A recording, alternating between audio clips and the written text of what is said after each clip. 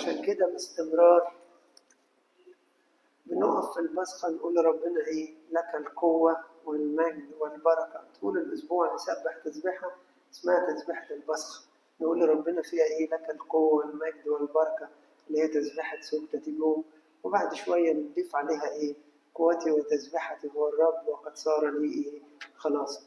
الأسبوع ده أسبوع مقدس مليان بأحداث مقدسة. الكنيسة عايزكم تفهموا الكنيسة رتبت إيه في أسبوع الآلام. عايزكم تبقوا فاهمين القصة دي.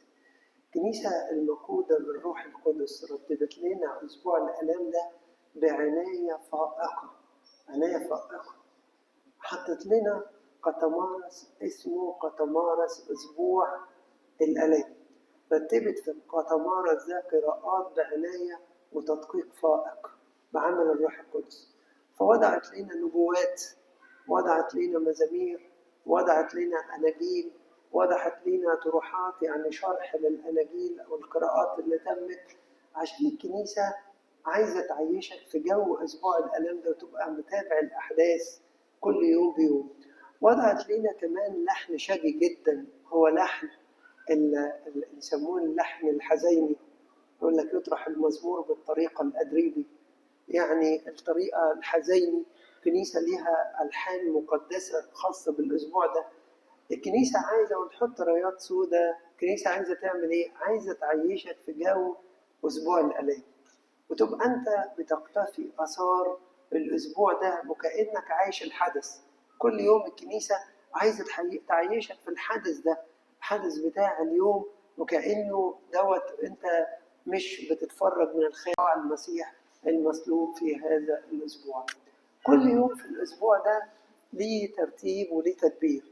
يوم الحد الصبح التقينا مع المسيح اللي داخل أورشليم، المسيح الملك، ملك الملوك، وشفناه هو داخل الهيكل زيه إيه؟ كحمل وسط الحملان اللي قال عنه يوحنا المعمدان هوذا حمل الله الذي يحمل خطية العالم كله.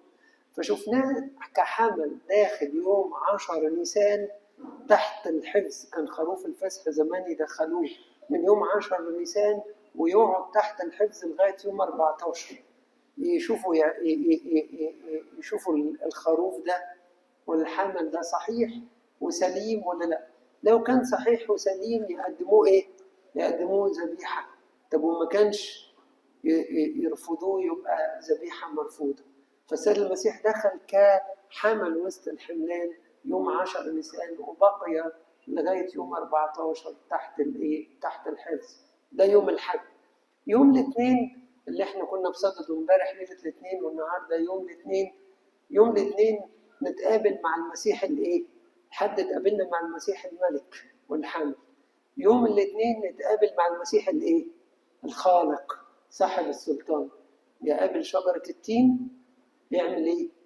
الأول يخرج من أورشليم يروح يبات في بيت عمه، وبعدين تاني يوم الصبح يقابل شجرة التين، يلعن شجرة التين اللي ما فيهاش ثمر والتي لم تأتي بثمر مرجو، ويقول لها خلاص من الآن ما حدش يأكل منك ثمر للأبد للأبد. وبعدين يدخل أورشليم، يدخل الهيكل، يلاقي الهيكل يتحول لإيه؟ يتحول لمكان تجارة، يطرد الباعة والصيارفة من الهيكل. عشان كده قلت لكم يوم الثلاث نلتقي مع المسيح المعلم. يوم الثلاث ده يوم التعليم. ربنا جلس في الهيكل طول النهار يعلم، وبعد كده يخرج بقى من أورشليم ويعمل إيه؟ ويروح بقى خلاص ما يرجعش للهيكل مرة تانية. يوم الأربع نلتقي مع المسيح النبي. كده الأربع ده نسميه أربع أيوب، مش كده؟ يوم الخميس نلتقي مع المسيح الكاهن والذبيحة. المسيح كاهن والذبيحة في نفس الوقت. يوم الجمعة نلتقي مع المسيح المصلوب الفادي. ويوم السبت نلتقي مع المسيح ابن الإنسان اللي موجود في القبر. وأيضا يوم الحد بقى نلتقي مع المسيح القائم من الأموات. لاحظوا كده طول الأسبوع قراءات الكتمارس بتاع البصخة ماشية مع الأحداث دي بالترتيب. واللي يقرأ منكم ويتبع الخط بتاع الأناجيل والقراءات اللي طرحت علينا يقدر يفهم الغاية اللي رتبتها الكنيسة. النهاردة كل يوم نقف قدام المسيح ونلتقي بيه. النهاردة عايزين نلتقي بالمسيح. في ليلة الاثنين، في أول إنجيل من يوم الاثنين، عايزكم تفهموا الهدف ده. في أول إنجيل ليلة الاثنين يقول لك إيه في الإنجيل ده؟ يقول إن في ناس يونانيين جم حبوا يقابلوا المسيح، فقالوا إيه؟ جم تقدموا لفيلبس وقالوا له طلبة. إيه الطلبة؟ نريد أن نرى يسوع. دي الطلبة. فيلبس قال لاندراوس، واندراوس جه قال للسيد المسيح، وبعدين ما عرفناش بقى الأحيد أن نرى يسوع. عايز أكلمكم في العبارة دي. كيف نرى يسوع؟ إزاي نقابل المسيح وإزاي نراه؟ أول نقطة كلمتكم عنها يوم جمعة ختام الصوم. إحنا نرى ربنا بنعمة ربنا المتفضلة علينا. النعمة هي اللي هي إيه يا حبائي؟ الهبة المجانية من الله، عمل الروح القدس الذي يفوق العقل اللي في داخل كل واحد فينا. عمل الروح القدس اللي يديك استنارة ترى بيها ربنا. احنا بنرى المسيح مش لاننا نستحق رؤية المسيح، لكن بنرى المسيح لانه هو بنعمته بيتفاضل علينا ويخلينا نراه. يقول لك لما تحب تعرف النعمة، تعرف تتكلم عن النعمة، يعني تسمع الآية اللي هقولها لك دي. تقول ايه الآية دي؟ لأنه ونحن بعد خطاه مات المسيح لأجلنا. نحن بعد خطاه، يعني في الوقت اللي احنا ما كناش مستحقين نعمة ربنا مات المسيح لأجلنا. البار مش لأجل أبرار ولا مستحقين، إنما البار لأجل الإيه؟ لأجل الأسمة. الأسمة يعني إيه؟ يعني الغير مستحقين. ولذلك لما نيجي أحبائي نتكلم عن النعمة ما يكونش في مجال للاستحقاق في اللحظة دي. نعمة، نحن غير مستحقين لنعمة ربنا، ومحدش يستطيع أن يقول إن المسيح رب إلا بإيه؟ بالروح القدس. يعني بإيه؟ بنعمته. عشان كده معلمنا بطرس لما في مرة قال للمسيح أنت المسيح ابن الله الحي، رد عليه ربنا يسوع قال له إيه؟ توبى لك يا سمعان ابن يونا، لحما ودما لم يعلن لك هذا، إنما إيه؟ مين اللي أعلن؟ مين اللي أعلن؟ الآب اللي في السماء. ربنا اللي ساكنة فيه هي اللي أعلنت له. عشان كده النعمة تعمل في كل واحد فينا. سمرية زي ما كنت بقول لكم لما قابلت ربنا يسوع المسيح والنعمة عملت فيها، وبعدين قالت له أنا عارفة إن المسيح يأتي. رد عليها ربنا يسوع المسيح وقال لها إيه؟ أنا الذي أكلمك هو. وانفتحت بصيرتها وشافته وآمنت بيه، وراحت دعت الناس كلها إن هم يجوا يلتقوا بالمسيح. علامات عمل النعمة فيك اشتياقك للسماء، اشتياقك لوجودك جنب ربنا باستمرار. تبقى عندك اشتياق لربنا وتقول له يا رب أنت هو شهوة قلبي. في الأديور بيعملوا ساعات البصخة ديت تقريبا كل ساعة بساعتها. كنت أروح الدير زمان، أو كل ساعتين، وتلاقي اليوم متصل. ياخدوا يا دوبك ساعة كده، نص ساعة ولا ساعة راحة، ويكملوا اليوم متصل. الناس شبعانة وقاعدة عند قدام المسيح وشبعانة منه. وقابلت الناس مرات في الدير. مرة قابلت خادم زمان الله ينح نفسه يعني، قابلته موجود في الدير، فقلت له الله ده بيت الخلوة قافل، انت بتقعد فين؟ قال لي ده انا مش بلاقي مكان خالص، انا بس بندر كل سنة ان احضر الاسبوع ده في الدير. قلت له طب وبتقعد فين؟ قال لي ببيت جوه العربية. بيبات جوه العربية بتاعته، مشغول بربنا خالص، فرحان بالسماء وعايش كأنه موجود في السماء، ومش فارق معاه بقى يبات فين، يبات في عربية، ياكل ايه، يشرب ايه، مش فارقة معاه الموضوع ده. ليه؟ لأن النعمة شغالة فيه. النعمة يا أحباء تخليك ترى ربنا، بس النعمة عشان تشتغل فيك لازم تكون قلب ايه؟ متواضع، قلب منكسر ومتواضع. عشان كده النهارده يوم الاثنين ده في حدثين مهمين جدا تلتقي بيهم. ايه هما؟ اول حدث هو لعن شجرة التين. شجرة التين دي بترمز لايه؟ شجرة التين بترمز للكبرياء، للتفاخر. في تأمل لطيف عايز اقول لكم عليه بعد لحظات في موضوع شجرة التين ده. يقول لك شجرة التين دي ترمز للإنسان المتفاخر المتكبر. طب والإنسان المتفاخر المتكبر ما يعرفش يشوف ربنا، ما يعرفش يلتقي بربنا، ولا يعرف ولما يلتقي بربنا يجيب ثمر، فما يعرفش يجيب. عشان كده ربنا لعن شجر التين. ده من جانب. عجبني تأمل في موضوع شجرة التين ده. يقول لك إيه؟ آدم وحواء لما سقطوا، آدم عمل إيه؟ جاب لنفسه ورق شجر من شجر التين، وأخاط لنفسه مئزر كده، عمل لنفسه من ورق الشجر ده إيه؟ حاجة يتغطى بيها، يغطي بيها عريه. لكن ما نفعتش الحكاية دي، ما غطتوش. وبعدين يجي الفنان القبطي زمان كان لما يرسم السيد المسيح وهو طفل يرسمه عريان. ليه؟ آدم وحواء عرف إن هو عريان إمتى؟ واتزر بعد السقوط. طب وقبل السقوط كانت النعمة محوطاه. فيجي الرسام يرسم لي السيد المسيح آدم الثاني وهو إيه؟ عريان. ليه؟ لأن السيد المسيح مش محتاج حاجة تستره، هو في حالة الإيه؟ البر اللي كان عليها آدم قبل السقوط. وفي نفس الوقت ربنا لعن شجرة التين عشان يقول لك أنت بعد كده في العهد الجديد بقيت مستور بنعمة ربنا، فما بقيتش بحاجة لإيه؟ لأنك تتزر بشجرة التين. ما بقناش محتاجين. في العهد الجديد إحنا متزرين بإزار جديد اسمه نعمة ربنا. نعمة ربنا. بس نعمة ربنا تعمل فيك كل ما أنت تكون إيه؟ إنسان متواضع وغير متشامخ زي شجرة الإيه؟ التين. عشان كده إحنا في مزمور الساعة الثالثة من ليلة الثلاث نقول له انظر واستجب لي يا ربي وإلهي. انظر واستجب لي يعني إيه؟ يعني اعمل فيا يا رب بنعمتك، وخلي نعمتك تعمل فيا، وخليني بقلب إيه؟ منسحق. تاني حاجة نرى المسيح ونلتقي به بالإيمان. بالإيمان. الإيمان يقول عنه الثقة بما يرجى والإقام بأمور لا ترى. وبعدين القديسين واحد زي ذهبي الفم، يوحنا ذهبي الفم، يعرف الإيمان فيقول لي إيه؟ يقول لي الإيمان هو رؤية واضحة للأمور وتأكد كامل من جهة غير المنظورات وكأنها منظورة.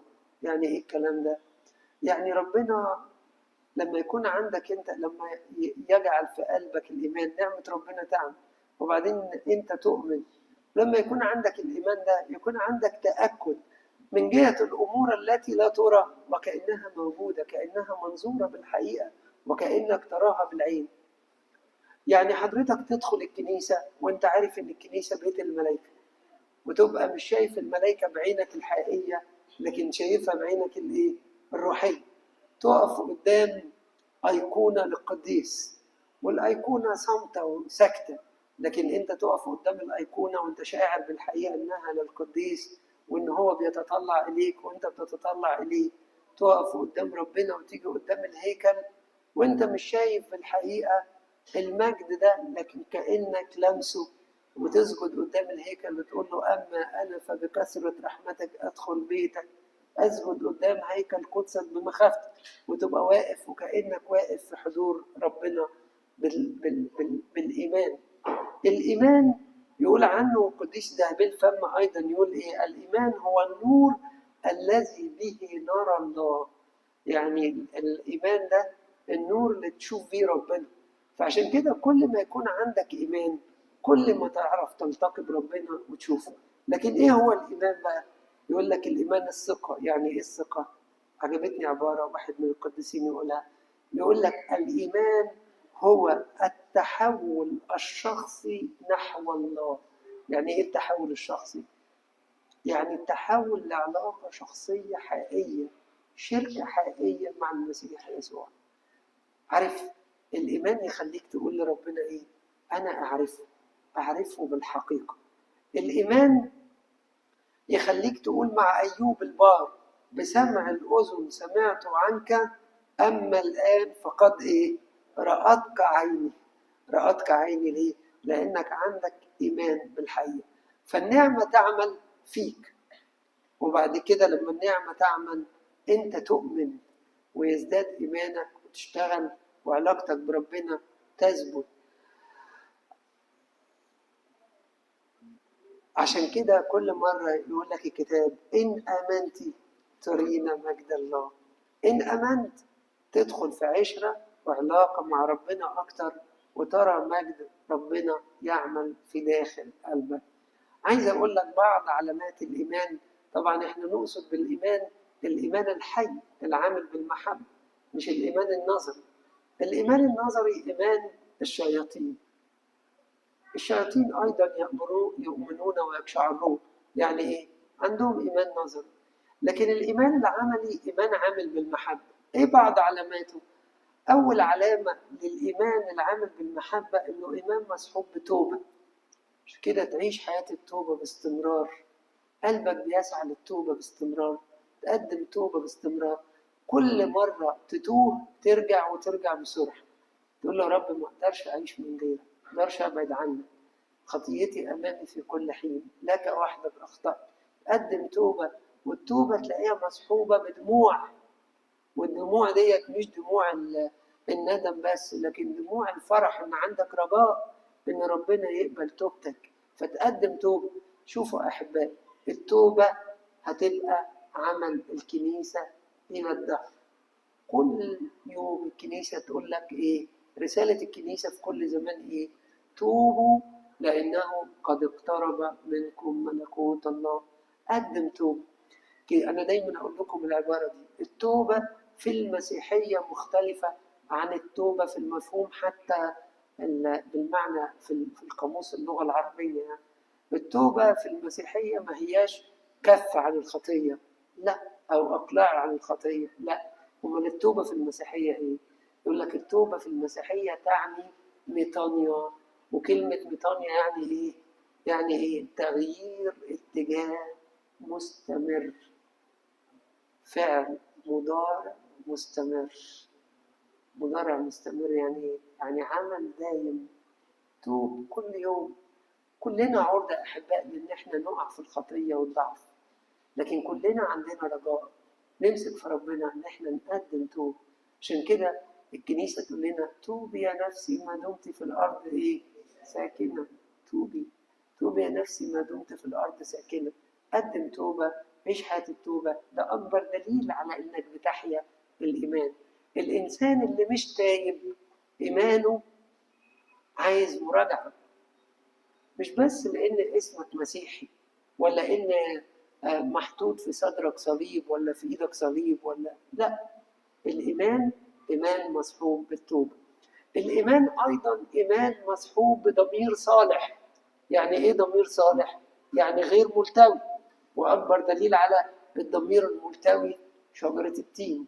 والفريسيين النهاردة قرينا إنجيل الساعة 9 بيتكلم عن إيه؟ عن الرياء. الرياء والرياء ده كان للأسف متمثل في مين؟ في الكتبة والفريسيين، يعني في رجال الدين. كان عندهم شكل، ليهم صورة التقوى لكنهم منكرون قوتها. ياما ناس جوه الكنيسة ليها شكل حلو لكنهم مش عايشين الإيمان الحقيقي. تقول طب ما أنا بغلط، كده معناها إن أنا مرائي؟ ممكن تغلط، لكن المهم إنك تتوب. الأهم من الخطية. كانوا الآباء زمان يعلمونا كلمة مهمة أوي، يقول لك إيه؟ ربنا مش هيسألك أنت ليه غلطت أو ليه عملت الخطية، لكن هيسألك أنت ليه ما تبتش. الإيمان الحقيقي ما فيهوش رياء. يعني إيه؟ يعني لا تشمتي بي عدوتي إن سقطت إيه؟ أقوم. لكن الإنسان المرائي للأسف هو إيه؟ هو مصر على زيفه وكذب. لك اسم إنك حي وأنت إيه؟ ميت. ليتك حارا أو باردا أنا مزمع أن أتقيأك من إيه؟ من فمي. ليه؟ لأنه إنسان مصر على شكلية العبادة. الكتبة والفريسيين ورؤساء اليهود كانوا مصرين، كانوا عارفين إن المسيح ده والمسيح اللي قدامهم ده تنطبق عليه شروط المسيح اللي موجودة في كتاب العهد القديم كله، وكانوا متأكدين. وأكبر دليل إن رئيس الكهنة وقف قال لهم إيه؟ هو أنتم مش عارفين إن ينبغي إن الواحد يموت عن الأمة خير إن واحد يموت عن الأمة كلها؟ أصل ده المسيح اللي هيموت عن العالم كله. لكن عمل إيه؟ رفض. ليه؟ من أجل سلطانه، عايز الشكل والمظهرية. عشان كده طول إنجيل التاسعة النهارده يقول لهم إيه؟ الويل لكم أيها الكتبة والفريسيون تعشرون النعناع والسذاب والكمون. يعني إيه؟ تهتموا بالأمور البسيطة وتركتم عنكم إيه؟ أثقل الناموس. يعني الإيه؟ الوسائل المهمة، محبة والرحمة والخير ما صنعتهوش، وتمسكتوا بالأمور الشكلية. الإيمان الحقيقي بعيد عن الخوف. شوف يقول الكتاب في إنجيل معلمنا مرقس يقول إيه؟ إن التلاميذ كانوا في الطريق، يقول إيه؟ وكانوا في الطريق صاعدون إلى أورشليم وكان يسوع يتقدمهم. وبعدين يقول لك وهم خائفون. عبارة غريبة قوي. تقعد تمسك الآية دي، ارجعوا كده راجعوها في إنجيل مرقس الساعة 10. المسيح يتقدمهم. ما المسيح احنا متعودين منه انه الراعي الصالح اللي بيتقدم الخراف. المسيح قدامهم وبعدين هم خايفين. يعني في ناس كده. المسيح قدامك يعني ايه؟ المفروض لو عينيك على المسيح مش هتخوف، مش هتخاف. خوف مش هيجي في قلبك ابدا. عشان كده ربنا دايما يسألك سؤال، يقول لك ايه؟ ما بالكم خائفين، او عتاب يعني. ما بالكم خائفين يا قليل الايمان. اللي عينه على المسيح تلاقي، واللي عنده ايمان حقيقي شايف المسيح قدامه يعمل ايه؟ مش ممكن يخاف ابدا. ليه؟ وان سرت في وادي ظل الموت لا اخاف شرا. ليه؟ لانك انت معي. ممكن ربنا يكون قدامك وانت مش حاسس بيه. ياما ناس ربنا قدامهم ومش حاسين بيه، مش عارفين يلتقوا بيه قدامهم، لكن هم مش شايفين. لكن في ناس عينيها على المسيح شايفاه كويس وعارفه تلتقي بيه. اول عشان نرى المسيح، نمره واحد نراه بنعمته وفضله علينا. نمره اتنين نرى المسيح بالايمان. نمره ثلاثه نرى المسيح بالقلب النقي. عشان كده ربنا قال ايه؟ طوبى لأنقياء القلب لأنهم يعاينون الله. القلب النقي والبسيط يقدر يشوف ربنا. أقول لكم مفارقة عجيبة خالص. ربنا كان بيعلم فين؟ في الهيكل. فين؟ في أورشليم. وبعدين يخرج من أورشليم يبات في قرية بسيطة على مسافة كده صغيرة من أورشليم اسمها إيه؟ اسمها بيت عنيا. بيت عنيا يعني بيت الشقاء أو البؤس. ربنا ترك أورشليم وانتقل لبيت عنيا. أورشليم كانت بتمثل نوع من أنواع القلوب. القلوب الإيه؟ القلوب المتعجرفة، القلوب المتحجرة، القلوب الرافضة للمسيح. عشان كده المسيح ما سكنش، ما قعدش في أورشليم، خرج وبكى وقال لها أورشليم أورشليم كم مرة أردت أن أجمع بنيك. وبعدين يقول إيه؟ يقول إيه؟ ولم تريدوا. كنت عايز قلبك يبقى حلو وانت ما أردتيش. وبعدين هو ذا بيتكم يعني قلبكم يترك لكم خراب. كل القلوب المتعجرفة المتحجرة الرافضة قلبها يترك خراب لأن المسيح مش هيسكن فيه. طب وعكس القلوب دي بقى، القلوب اللي في بيت عنيا. انتوا عارفين بيت عنيا دي كان فيها بيت مين؟ كان فيها بيت لعازر، كان فيها بيت مرسى الخادمة الجميلة، وكان فيها بيت مريم اللي اختارت النصيب الصالح، وكان فيها بيت لعازر اللي قال عنه ايه الكتاب؟ يسوع كان يحبه. لعازر اللي كان المسيح بيحبه. دي القلوب الايه؟ البسيطه.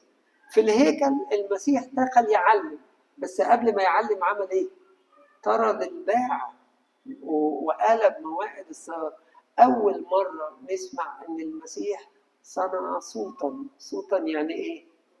يعني كرباج كده ولا حاجه زي صياط يعني.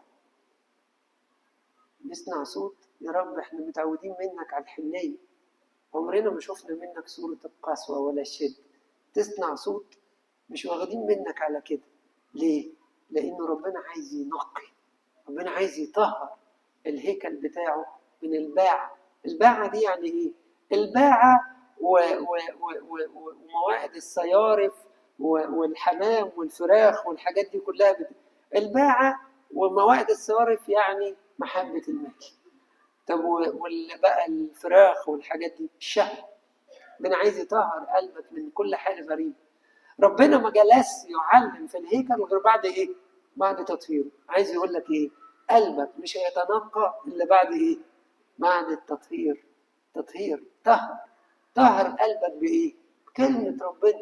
كلمة ربنا الحية والفعالة. ربنا قال للتلاميذ أنتم أنقياء سبب الكلام الذي كلمتكم به.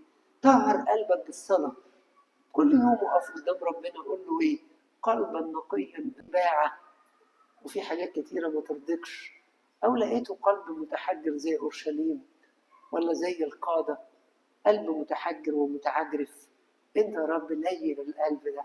القلب الحجر ده عود أنت واصنعه وعاء آخر يليق بإيه؟ بنعمتك. وعاء يستاهل إن هو يكون مكان لسكناك. اسأل السؤال ده. أقول لكم حاجة عجيبة قوي في موضوع القلب النقي ده. الناس اللي جم للسيد المسيح سألوه سؤال مهم. قالوا ايه؟ قالوا فيلبس ايه؟ نريد ان نرى يسوع. اقول لك سؤال مهم. عايز تشوف المسيح ليه؟ سألت نفسك في مرة عايز اشوف المسيح ليه؟ في ناس الجموع اللي كانوا تبع المسيح اللي بيتبعوه فأثناء معجزة إشباع الجموع من 5 خبزات والسمكتين قالوا له ايه؟ بحثوا عنه في كل مكان. وربنا قال لهم ايه؟ قالوا له يا معلم ده احنا كنا بنبحث عنك، انت فين؟ قال لهم تطلبوني مش لأنكم أمنتم بيا ولا شفتوه مجدي، لا، تطلبوني لأنكم إيه؟ أكلتم من الخبز وشبعتم. في ناس تريد أن ترى يسوع ليه؟ عشان المنفعة الشخصية. في ناس عايزة المنافع الأرضية. أكلتم من الخبز وشبعتم. هقول لكم واحد تاني كان يريد أن يرى يسوع. بيلاطس لما حب في أثناء المحاكمة يتخلص يعني من ذنب انه يقدم المسيح، سمع انه من الجليل. عمل ايه؟ بعته لواحد والي اسمه هيرودس. يقول بقى الكتاب عن هيرودس ده ايه؟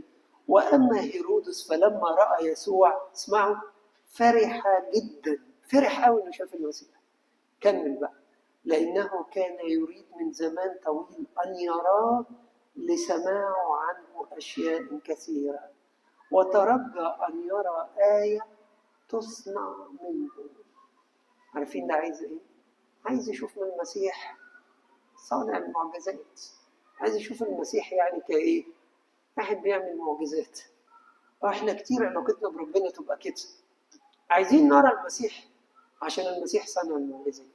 عايزين ربنا يبارك في بيتنا كويس، وعايزين ربنا ينجح العيال ويعمل لنا معجزات ويصنع ويدينا خير ورزق وحاجات كتيره قوي. عايزين المسيح صانع المعجزات.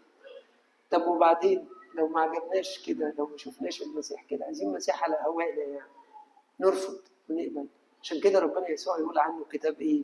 وسأله، ده بيلاطس هيرودس، وسأله بكلام كثير. اسمع بقى يقول عن السيد المسيح فلم يجبه بشيء. عايز تعرف نقاوة قلبك حقيقي؟ اسأل نفسك السؤال ده. أنا عايز المسيح ليه؟ عايز المسيح اللي على هوايا يصنع معايا اللي أنا عايزه ويكون بيجيب لي يعني خير وبركة وبس لمنافع شخصية، ولا عايز المسيح لنفسه؟ تطلب المسيح لنفسه فتقول له أنا لحبيبي وحبيبي لي، معك لا أريد شيئا في الأرض، أنا شبعان بيك، أنت كفايتي يا رب. ولا أنت عايز المسيح اللي حسب هواك؟ آخر حاجة بقى كمل بيها الجملة دي. لو كنت تطلب المسيح لشخصه وعايز ترى المسيح، لابد أن تراه هكذا. هكذا يعني مصلوبا. كنت تريد أن ترى المسيح لابد وأن تراه مصلوبا.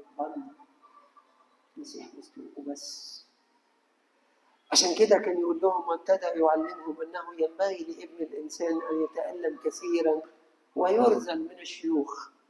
معلمنا التلاميذ قاعدين حوالين السيد المسيح، ابتدى يكلمهم عن صليبه.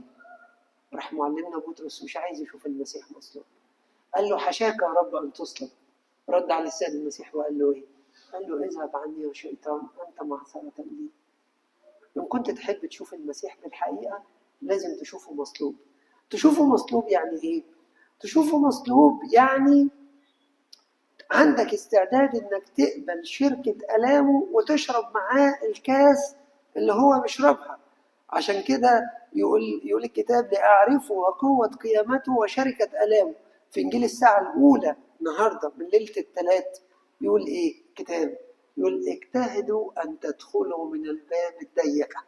يعني إيه؟ يعني خلي عندك استعداد إنك تحمل الصليب مع المسيح. لو كنت عايز تشوف المسيح لازم تشوفه مصلوب. ولو شفته مصلوب هتقف تقول له إيه؟ لك القوة والمجد والبركة. وهتقول له قوتي وتسبحتي هو الرب وقد صار لي خلاص. ربنا يبارك حياتكم يا أحباء. كل سنة وأنتم طيبين. لإلهنا كل مجد وكرامة في كنيسته من الآن والآن.